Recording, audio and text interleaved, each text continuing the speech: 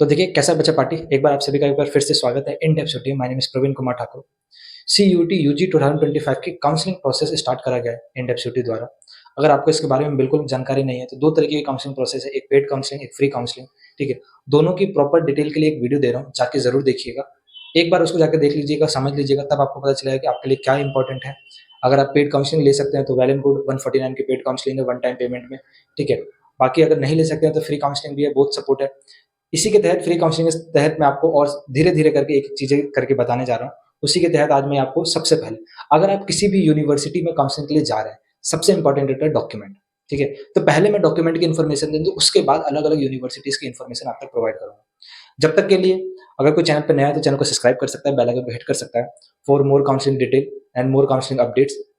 Free of cost counselling चल रही है, तो अगर जिन भी बच्चों ने चैनल को सब्सक्राइब कर रखा है तो उन सबकी फ्री ऑफ कॉस्ट काउंसलिंग होगी, चाहे कोई सी भी सेंट्रल यूनिवर्सिटी, स्टेट हो, डीन हो, प्राइवेट हो, जिस भी यूनिवर्सिटी में हो। एंड अब तक इस चैनल से बहुत सारे बच्चों ने, चाहे CUET यूजी हो, चाहे पीजी हो, चाहे आपका जेई हो, हर एक बच्चे की काउंसलिंग हुई है और अब तक वो अपने ड्रीम कॉलेज एंड कोर्स में एडमिशन ले चुके हैं। चलिए बात करते हैं। देखिए, कोई भी यूनिवर्सिटी में एडमिशन लेने जा रहे हो, सबसे इंपॉर्टेंट होता है डॉक्यूमेंट। अगर डॉक्यूमेंट ही पूरे नहीं होंगे तो किसी भी यूनिवर्सिटी में एडमिशन लेने में प्रॉब्लम होगी।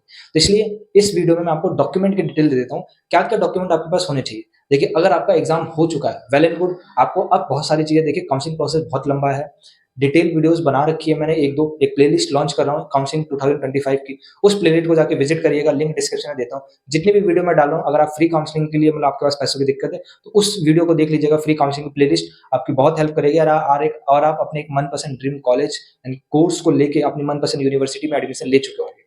तो देखिए, मैं आपको ये बताने की, ये समझाने की कोशिश कर रहा हूँ कि बेटा अभी आपका एग्जाम खत्म हुआ है। ठीक है, इसका ये मतलब नहीं है कि आप छुट्टियां मना जाए, क्योंकि दिल्ली यूनिवर्सिटी में या किसी भी और अदर यूनिवर्सिटी में जब तक एडमिशन नहीं हो जाता, ठीक है, तब तक का काउंसलिंग प्रोसेस बहुत लंबा है। अगर मैं बात करूँ कुछ यूनिवर्सिटीज के बिहाफ पे, तो काउंसलिंग प्रोसेस ब्रीफली मैं आपको समझाऊं तो 3 फेजेस में चलता है।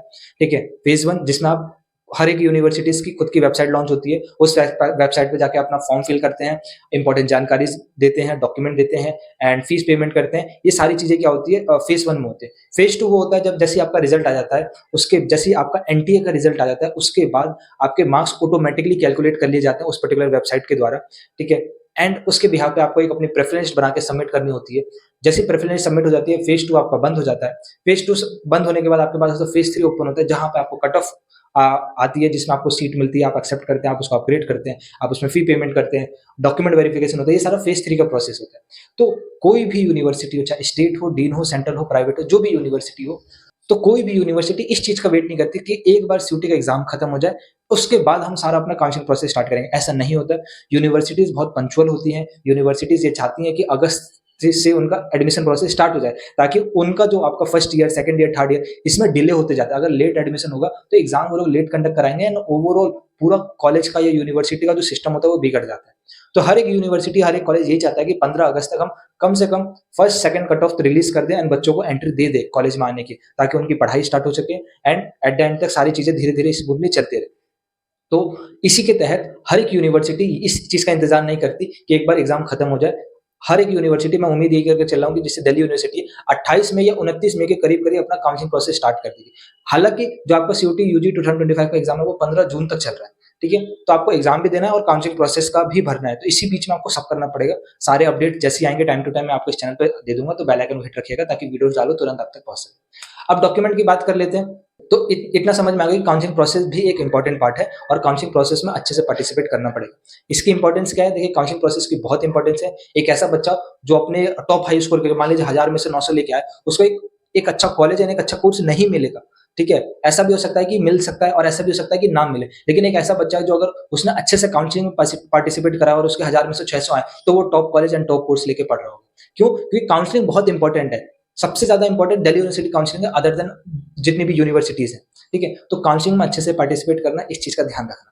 अब तो हर एक यूनिवर्सिटी काउंसलिंग प्रोसेस में पार्टिसिपेट करने के लिए आपके पास डॉक्यूमेंट की लिस्ट होनी चाहिए, और वो अगर पहले से तैयार रखेंगे तो बाद में जाके दिक्कत नहीं होगी। तो वो सारे डॉक्यूमेंट की लिस्ट ध्यान से सुन लीजिए। सबसे पहले इंपॉर्टेंट होता है कि आपके पास क्लास 10th, क्लास 12th की मार्कशीट हो। ठीक है, ज्यादातर बोर्ड में क्लास 12th की मार्कशीट अब तक मिल जाती है, लेकिन सीबीएसई में अब तक देखिए, सीबीएसई का रिजल्ट आउट हो चुका है, तो क्लास 12th की आपकी मार्कशीट भी आ चुकी है। ठीक है, तो सब लोगों को आपको क्या करना है, आप सबसे पहले अपने स्कूल जाइए, स्कूल से अपनी क्लास 12th की मार्कशीट कलेक्ट करिए, उसके साथ अपना टीसी, ठीक है, ट्रांसफर सर्टिफिकेट भी आप उसको कलेक्ट करिए।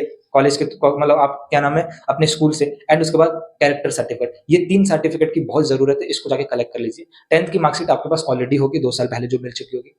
इंपॉर्टेंट जानकारी यही है कि 10th की मार्कशीट, 12th की मार्कशीट, उसमें आपका आपका नाम, आपके पेरेंट्स का नाम बिल्कुल सेम होना चाहिए, आपका डेट ऑफ बर्थ सेम होना चाहिए, कोई दिक्कत नहीं होनी चाहिए। अगर मिसमैच हो गया तो बाद में आपको बहुत दिक्कत होगी। ऐसा क्लास 10th की जो आपकी क्या मार्कशीट है उसी को आपका उसी की उसमें जो आपकी डेट ऑफ बर्थ है उसी को ऐसा आपकी डेट ऑफ बर्थ कंसीडर करा जाएगा। इसी के बिहाफ पे आपका आधार कार्ड भी उसी के हिसाब से होना चाहिए। जो डेट ऑफ बर्थ आपके क्लास 10th में, वही डेट ऑफ बर्थ आपके क्लास 12th में भी होनी चाहिए, एंड वही डेट ऑफ बर्थ आपके क्या नाम है आधार कार्ड में होनी चाहिए। नेम भी सेम होना चाहिए, एक स्पेलिंग की भी मिस्टेक नहीं चलेगी। पेरेंट्स की भी नहीं हो सकता है, ठीक है। आधार कार्ड में अगर दिक्कत है तो अभी सुधार लीजिए, आपके पास टाइम है बहुत, लगभग 1 से डेढ़ महीना, इस बीच में बहुत सारी चीजें सुधर सकती है। तो पहला तो ये था आपके पास कि क्लास 10th एंड 12th की मार्कशीट होना चाहिए। उसके बाद आपके पास क्या-क्या देखिए, आप पासपोर्ट साइज़ फ़ोटो अपनी खिंचा के रख लीजिए, लेटेस्ट लेटेस्ट होनी चाहिए, ठीक है? उसमें आपका डेट विदाउट डेट होगा तो भी चलेगा। अच्छा, फ़ोटो खिंचवाते समय विदाउट स्पेक्स होने चाहिए, गॉगल्स नहीं होने चाहिए वहाँ पे, एंड बैकग्राउंड प्रॉपर व्हाइट रखिएगा। उसके अलावा आपके पास एक सिग्नेचर, आप किसी भी व्हाइट पन्ने पे एक सिग्नेचर कर लीजिए, उसकी फ़ोटो खींच लीजिए, एंड उसको एक पर्टिकुलर साइज़ में, जो आपके अभी साइज़ आपको स्क्रीन में दिख रहा है, उस साइज़ में उसको कन्वर्ट करके रख लीजिए, क्योंकि अभी बहुत सारी जगह आप अगर 10 यूनिवर्सिटीज़ के फॉर्म भरे हो तो 10 जगह वो साइन लगेगा। तो उसकी फ़ोटो आपको बार-बार अपलोड करनी पड़ेगी, इससे बढ़िया एक जगह साइन करके रख लीजिए, एंड उसका जो जो साइज़ है जो मैं आपको स्क्रीन पे दिखा रहा हूँ, उस साइज़ में उसको कन्वर्ट कर लीजिए। कन्वर्टर के लिंक मैं आपको लिंक डिस्क्रिप्शन में देता हूँ, आप जाके सीधा कन्वर्ट कर सकते हैं। उसके अलावा आपका थंब होना चाहिए, ठीक है? थंब का फिंगर भी आपका इंपॉर्टेंट है, तो उसका भी आप फ़ोटो खींच के रख लीजिए। किसी यूनिवर्सिटी में रिक्वायरमेंट होता है, किसी-किसी यूनिवर्सिटी में रिक्वायरमेंट नहीं होता। तो देखिए, काउंसलिंग प्रोसेस किसी भी यूनिवर्सिटी का आप फॉर्म भरा तो मैं उसमें यही कह के चलूँगा कि अभी आप अपने पेरेंट्स का नंबर दीजिएगा या फिर पेरेंट्स की जीमेल दीजिएगा। लेकिन इसमें दिक्कत होता है। देखिए, ये देने के लिए इसलिए कह रहा हूँ क्योंकि कई बच्चों के पास अपना खुद का जीमेल नहीं होगा, कई बच्चे अपना खुद का जीमेल का पासवर्ड भूल जाते होंगे। तो अगर ऐसी दिक्कत है या आपके पास खुद का मोबाइल नंबर नहीं है, ऐसी दिक्कत है, तब उस केस में आप अपना पेरेंट्स का लगाइएगा। अगर आप अपना जीमेल याद कर सकते हैं, आप अपना जीमेल उसका पासवर्ड बना लीजिए, ठीक है? मैं ये कहूँगा कि आप अपनी नई जीमेल क्रिएट कर लीजिए, उसका पासवर्ड बना के बिल्कुल अच्छे से लिख के रख लीजिएगा सेफ। एक खुद का मोबाइल नंबर इश्यू करा लीजिए, भले आपके पास मोबाइल हो चाहे ना हो, लेकिन एक खुद की नई सिम होनी चाहिए। क्यों? क्योंकि एक बार ये पोर्टल पे सबमिट हो जाता है, तो ड्यूरेशन 3 से 4 साल जब तक आपका कॉलेज होगा, सारे के सारे कॉल्स, सारे के सारे जीमेल, सारे के सारे मैसेज उसी नंबर पे जा रहे होंगे, उसी जीमेल आईडी पे जा रहे होंगे जो आपने उस समय सबमिट करी होगी। तो अगर आपने पेरेंट्स को दे रखा है तो बाद में पेरेंट्स को बहुत प्रॉब्लम हो सकती है, हर एक चीज़ का अपडेट पेरेंट्स के पास जा रहा होगा। इसलिए मैं कहूँगा कि आप खुद का एक नंबर इश्यू करा लीजिए, अपने नाम पे सिम इश्यू करा लीजिए। अगर पहले से है तो वेल एंड गुड, खुद का जीमेल बना लीजिए, पहले से है तो बेटर है, ठीक है? आप उसका पासवर्ड ध्यान में रखिएगा, एंड टाइम टू टाइम इसको चेक करते रहना है। ऐसा नहीं है कि एक बार मतलब आपको सबमिट कर दिया एंड भूल जाना है। सारे के सारे अपडेट, सारी की सारी, कोई भी डाउट हो पर्टिकुलर यूनिवर्सिटी द्वारा, उनको कोई भी क्वेश्चन रेज़ करना हो, वो आपके जीमेल पे ही मैसेज करेगी, और आपको विथिन अ 24 आवर उसका रिप्लाई भी करना पड़ेगा। बाकी डॉक्यूमेंट में आपके पास आधार कार्ड होना चाहिए, ठीक है? उसके अलावा आपके पास एक बैंक डिटेल होनी चाहिए अपनी, अगर बनवा के रख लीजिएगा बेटर रहेगा। ऐसे रिक्वायरमेंट नहीं होती, लेकिन अगर आप बनवा के रखेंगे तो बेटर रहेगा। उसके अलावा अब बात करते हैं कैटेगरी सर्टिफिकेट में। तो देखिए, बहुत सारी कैटेगरीज होती है। कई बच्चों को कुछ-कुछ कैटेगरी के बारे में मालूम होता है, लेकिन बहुत सारी कैटेगरीज होती है, और ज़्यादातर कैटेगरीज दिल्ली यूनिवर्सिटी में मतलब अप्लाई हो जाती है। जैसे कि आपका एससी का सर्टिफिकेट, एससी कैटेगरी होती है आपको, उसके अलावा ओबीसी कैटेगरी हो गई, ईडब्ल्यूएस कैटेगरी हो गई, कश्मीरी माइग्रेंट की हो गई, उसके बाद एक्स मिलिट्री मैन की हो गई, उसके अलावा दिल्ली यूनिवर्सिटी के खुद के जो स्टाफ है उनकी भी कैटेगरी चलती है, सिख माइनॉरिटी का कोटा चलता है, और उसके अलावा आपका क्रिश्चियन माइनॉरिटी का भी कोटा चलता है। ये सारे के सारे कोटे क्या करते हैं, आपका पीडब्ल्यूडी कोटा हो गया, सारे के सारे कोटे क्या होते हैं, हर एक यूनिवर्सिटी में ज़्यादातर चलते हैं। तो अगर आपके पास आप इन कैटेगरीज़ में आते हैं, ठीक है, तो आपको प्रॉपर इनका बेनिफिट उठाना चाहिए। कोई शर्माने की बात नहीं है। अगर आप इन कैटेगरी में आते हैं, आपके पास एससी का सर्टिफिकेट है, आपके पास ओबीसी का है, आप ईडब्ल्यूएस का है, पीडब्ल्यूडी के हैं, ठीक है, आप कश्मीरी माइग्रेंट है, आप सिख माइनॉरिटी के हैं, ठीक है, तो अगर आपके पास ये सारी कैटेगरी में आते हैं, तो इन सबका डॉक्यूमेंट पहले से प्रिपेयर रखिएगा। सबसे पहली बात, ईडब्ल्यूएस का जो सर्टिफिकेट होता है वो सेंट्रल लेवल का ही बनता है, तो स्टेट की बात ही नहीं आती है, ठीक है। ईडब्ल्यूएस का सर्टिफिकेट होना चाहिए, उसके साथ आपका लेटेस्ट इनकम टैक्स रिटर्न भी होना चाहिए। उसके अलावा आपके पास एससी एसटी का कोई दिक्कत नहीं होती है, सेंट्रल लेवल का होता है, स्टेट लेवल का होता है, दोनों दोनों चल जाता है एससी एसटी में, ठीक है। उसके अलावा आपका सिख माइनॉरिटी का कोटा लेना होता है, तो आपको वो गुरुद्वारे से लेना होता है, वो आप पहले से बनवा के रख लीजिए। क्रिश्चियन माइनॉरिटी के लिए आपका चर्च से लेना नहीं होता, प्रॉपर डॉक्यूमेंट होने चाहिए आपके पास क्रिश्चियन माइनॉरिटी का कोटा लेने के लिए। 50% सीट रिजर्व होती है क्रिश्चियन और सिख माइनॉरिटी के लिए उनके पर्टिकुलर कॉलेज में, जैसे कि Saint Stephen college 50% seat reserve है फॉर क्रिश्चियन माइनॉरिटी। उसके अलावा सेंट मैरी कॉलेज, उसमें भी 50% सीट रिजर्व है for Christian minority. Sikh minority की बात करेंगे, फर्स्ट नंबर पर आपका श्री गुरु तेग बहादुर खालसा हो गया, श्री गुरु गोविंद सिंह खालसा हो गया, श्री गुरु तेग बहादुर खालसा हो गया, ठीक है। और आपका माता सोनरी कॉलेज हो गया जिसमें गर्ल मेल हो चाहे फीमेल हो, दोनों के लिए सिख माइनॉरिटी कोटा होता है, 50% सीट रिजर्व होती है और मोस्ट प्रोबेबली चांस है कि कम नंबर पे भी वहाँ पे एडमिशन मिल जाए। तो ये सारे डॉक्यूमेंट प्रॉपर तैयार रखेगा। रही बात ओबीसी सर्टिफिकेट के बारे में, तो देखिए ओबीसी सर्टिफिकेट के लिए बहुत सारे स्टेप बताने मेरे को है, तो वो मैं किसी और पार्ट में बताऊंगा। और ओबीसी के सर्टिफिकेट में प्रॉपर डिटेल में बात करेंगे क्योंकि उसमें बहुत सारे लफड़े हैं एंड हर एक इस वीडियो में बताऊंगा तो लंबा हो जाएगा, तो उस वीडियो में मैं प्रॉपर डिटेल में प्रॉपर ओबीसी के लिए ही बताऊंगा ताकि हर एक डाउट छोटे से छोटा क्लियर हो सके। उसके अलावा जितने भी आपके डॉक्यूमेंट है वो प्रॉपर तहसीलदार से या तहसीलदार के ऊपर के ऑफिसर से क्या होना चाहिए, साइन होने चाहिए।